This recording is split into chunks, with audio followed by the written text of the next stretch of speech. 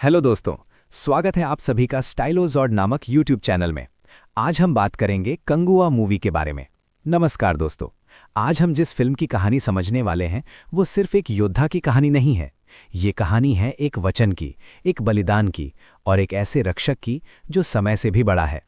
इस वीडियो में हम पूरी फिल्म को आसान भाषा में समझेंगे, अंत में एंडिंग का मतलब भी क्लियर करेंगे।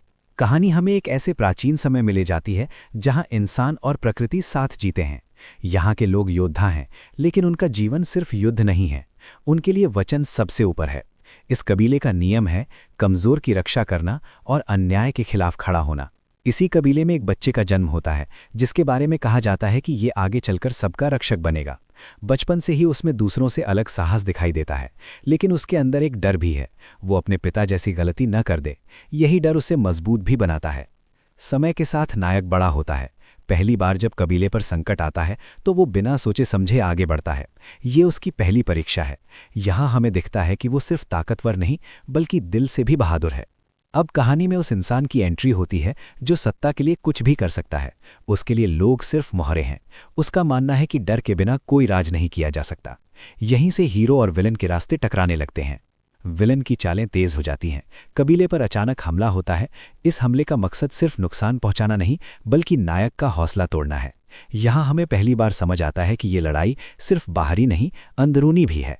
इस हमले के बाद नायक एक वचन लेता है कि चाहे जो हो जाए वो अपने लोगों की रक्षा करेगा। यही वचन आगे चलकर उसकी सबसे बड़ी ताकत और सबसे बड़ा इम्तिहान बनने वाला है। अब कहानी एक ऐसे मोड़ पर आ चुकी है जहां नायक को चुनना है डर या जिम्मेदारी। अगले पार्ट में हम देखेंगे कि ये फैसला उसकी जिंदगी कैसे बदल देता है। पिछले हिस्से में हमने देखा कि कबीले पर हमला हुआ और नायक ने रक्षा का वचन लिया। अब माहौल बदल चुका है। चारों तरफ सन्नाटा है, लोग डर में हैं और नायक पहली बार अपनी ताकत पर सवाल करता है। उसे लगने लगता है कि अकेले वो सबको नहीं बचा पाएगा। कबीले का एक बुजुर्ग नायक को समझाता है, ताकत तलवार में नहीं, फैसले में होती है। वो उसे याद दिलाता है कि रक्षक बनना मतलब अकेले लड़ना नहीं बल्कि लोगों को साथ लेकर चलना है। ये सीख नायक की सोच बदल देती है। अब नायक लड़ाई से पहले तैयारी करता है, लोगों को एकजुट करता है, रास्तों की पहचान करता है और अपनी रणनीति बदलता है। यहाँ हमें दिखता है कि वो सिर्फ योद्धा नहीं, अब नेता बन रहा है। कहानी अचानक आधुनिक समय में आती है। यहाँ कुछ लोग प्राचीन चिन्हों और कथाओं की खोज कर रहे हैं। उन्हें एहसास होता है कि अतीत की लड़ाई का असर आज तक जिंदा है। यहीं से दो टाइमलाइन आपस में जुड़ने लगती हैं। नायक अपनी बदली हुई रणनीति के साथ दुश्मन की एक चाल को नाकाम करता है।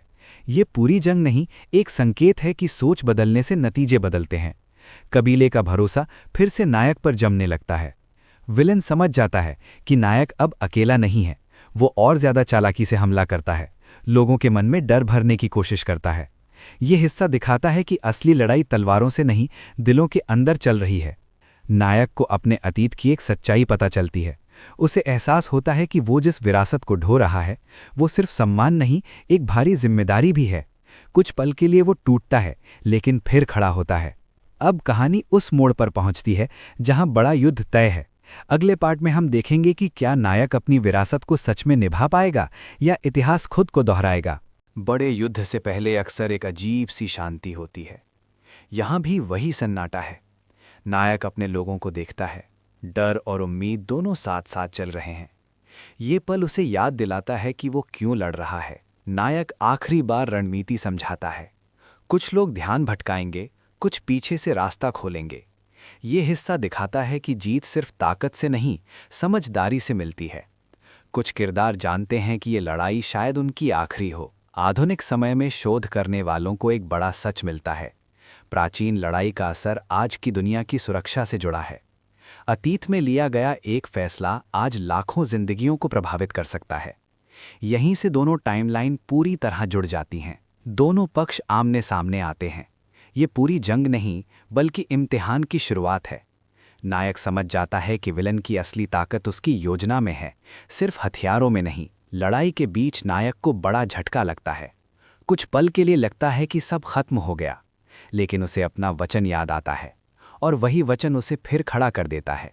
ये मोमेंट कहानी का भावनात्मक दिल है। अब सब कुछ अंतिम टकराव की ओर बढ़ रहा है। दोनों टाइमलाइन में हालात बिगड़ते जा रहे हैं। अगले पार्ट में होगा फैसला, रक्षक की विरासत बचेगी या इतिहास खुद को दोहराएगा। अब कहानी अपने आखिरी मोड़ पर है। दोनों सेनाएं आमने सामने हैं। ये सिर्फ युद्ध नहीं, ये फैसला है कि कौन सी सोच आगे बचेगी, डर से चलने वाली सत्ता या भरोसे से खड़ा हुआ समाज। नायक और विलन आमने सामने आते हैं।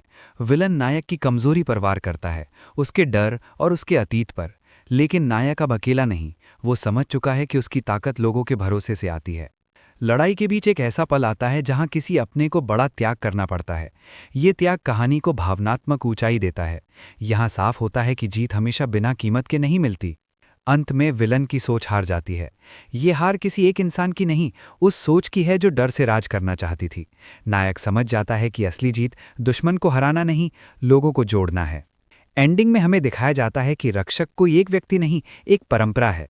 समय बदलता है, चेहरे बदलते हैं, लेकिन जिम्मेदारी आगे बढ़ती रहती है। ये इशारा है कि कहानी यहीं खत्म नहीं, ये आगे भी चल सकती है।